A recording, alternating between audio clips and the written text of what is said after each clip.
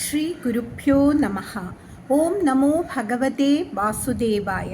ஸ்ரீமன் நாராயணியம் 46வது தசகம். மண் தின்ற மாயோ.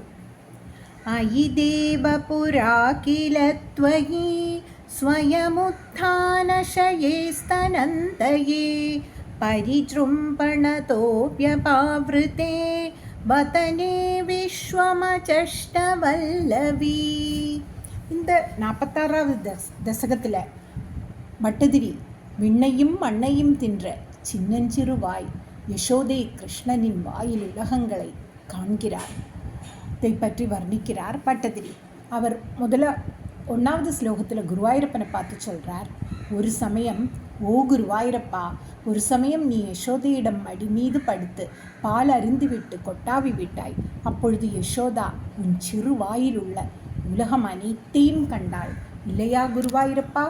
குருவாயூரப்பனை பார்த்து பட்டதிரி கேட்குறார். புனரப்யத பாலகை சமம் த்வயி லீலாநிரதே ஜகத்பதே பல சஞ்சய வஞ்சன கிருதா தவ மிருத்போஜன மூச்சுரர்பகா. இந்த 2வது ஸ்லோகத்தில் பட்டதிரி ஸ்ரீகிருஷ்ணன் மண் தின்றதாக கூறுவதை பற்றி வர்ணிக்கிறார். அவர் குருவாயூரப்பனை பார்த்து சொல்கிறார், ஓ குருவாயூரப்பா, குழந்தைகளோடு நீ பழங்களை பறித்து விளையாடி கொண்டிருந்தாய். அப்பொழுது அவர்களுக்கு நீ நிறைய பழம் தருவதாக சொல்லி ஏமாற்றினாய். பிறகு நீ பழங்களை உண்டுவிட்டாய். அதனால் கோபம் கொண்ட குழந்தைகள் நீ மண் தின்றதாக உன் தாய் யசோதாவிடம் கோள் சொன்னார்கள் இல்லையா குருவாயூரப்பா? குருவாயூரப்பனை பார்த்து பட்டதிரி சொல்கிறார்.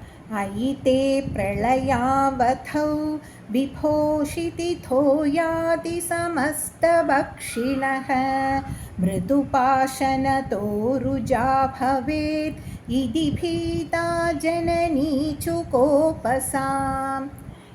இந்த 3வது ஸ்லோகத்தில் பட்டதிரி யசோதா கோபமடைகிறத பற்றி வர்ணிக்கிறார்.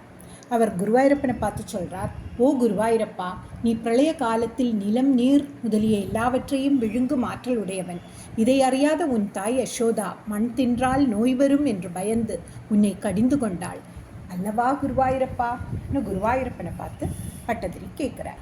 ஐதுர்வினயாத்மகத்வயா கிமு மிருத்சாபதவல்ச பக்ஷிதா இதி மாத்ருகிரம் சிரம் விபோ விததாம் த்வம் பிரதிஜக்ஞிஷே ஹசன். இந்த 4வது ஸ்லோகத்தில் குருவாயூரப்பனை பார்த்து பட்டதிரி கேட்குறார், ஓ குருவாயூரப்பா, உன் தாய் யசோதா உன்னிடம் துடுக்கு பயலே, நீ மண்ணை தின்றாயா என்று கேட்டபொழுது நீ சிரித்து கொண்டு இல்லை, அவர்கள் சொல்வது பொய் என்று நீ சத்தியம் செய்தாய் அல்லவா குருவாயூரப்பா? குருவாயூரப்பனை பார்த்து பட்டதிரி கேட்கிறார். ஐதே சகலைர் விநிச்சிதே விமதிச்சேத்வதனம் விதார்யதாம் இதி மாத்ரு விபத்சிதோ முகம் விகசத் பத்மனிபம் யதாரயஹ. இந்த 5வது ஸ்லோகத்தில் ஸ்ரீகிருஷ்ணன் வாயை யசோதைக்கு திறந்து காட்டுதலை வர்ணிக்கிறார் பட்டதிரி. அவர் குருவாயூரப்பனை பார்த்து சொல்கிறார், ஓ குருவாயூரப்பா, உன் தாய் யசோதை உன் நண்பர்களும் சகோதரனான பலராமனும் நீ மண் தின்றதாக சொல்கின்றனர். அது தவறு என்றால் உன் வாயை திற என்று உன்னை அதட்டினாள். உடனே நீ மலர்ந்த தாமரை பூ போல உன் திருவாயை திறந்தாய் அல்லவா குருவாயூரப்பா? குருவாயூரப்பனை பார்த்து பட்டதிரி சொல்கிறார். ஆயிம்ருள்ளவ தர்ஷனோத்சுகாம் ஜனனீம் தாம் பகு தர்ப்பயன்னிவ பிருத்வீம் நிகிலாம் ந கேவலம் புவனான்யப்யகிலான்யதீத்ருஷஹ. இந்த 6வது ஸ்லோகத்தில் பட்டதிரி யசோதை கண்ணனுடைய வாயை பார்க்கிறதை பற்றி வர்ணிக்கிறார் பட்டதிரி. அவர் குருவாயூரப்பனை பார்த்து சொல்கிறார், ஓ குருவாயூரப்பா, உன் தாய் யசோதா உன் வாயில் சிறிதளவு மண்ணை காண விரும்பினாள். ஆனால் நீயோ பூமியோடு கூடி எல்லா உலகங்களையும் வாயில் காண்பித்தாய் அல்லவா குருவாயூரப்பா? குருவாயூரப்பனை பார்த்து பட்டதிரி சொல்கிறார். குஹசித் வனமம்புதி க்வசித் க்வசிதப்ரம் குஹசித்ரசாதலம் மனுஜா தனுஜா க்வசித் சுரா தத்ருஷே கிம் ந ததாத்வதானனே.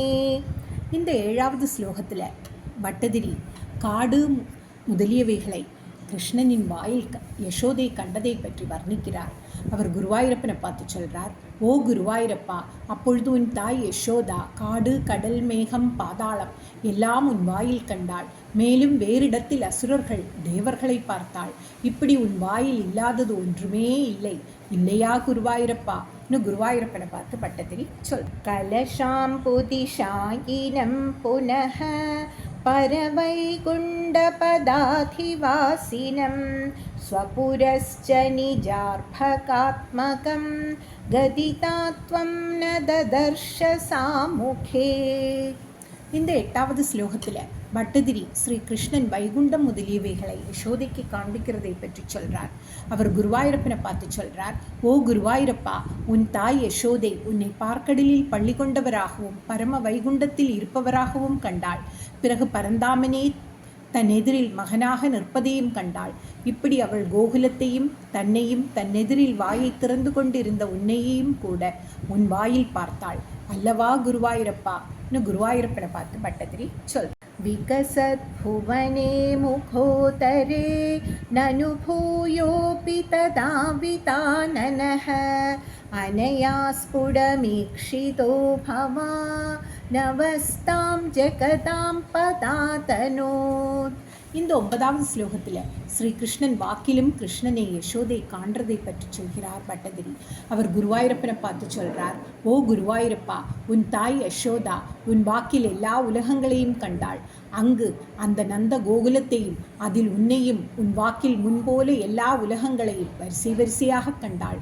இப்படி ஆதியும் அந்தமும் இல்லாத தன்மையை நீ உன் தாய் யசோதாவிற்கு காட்டினாயல்லவா குருவாயூரப்பா? இன்னும் குருவாயூரப்பனை பார்த்து பட்டதிரி சொல்றார். धृततद्वधियं तदाक्षणं जननीं तां प्रणयेन मोहयन् स्तनमम्बदिशेत्युहासजन् भगवन्नद्भुतबालपाहि माम्. सर्वत्र गोविन्दनामसङ्कीर्तनं गोविन्द गोविन्दा.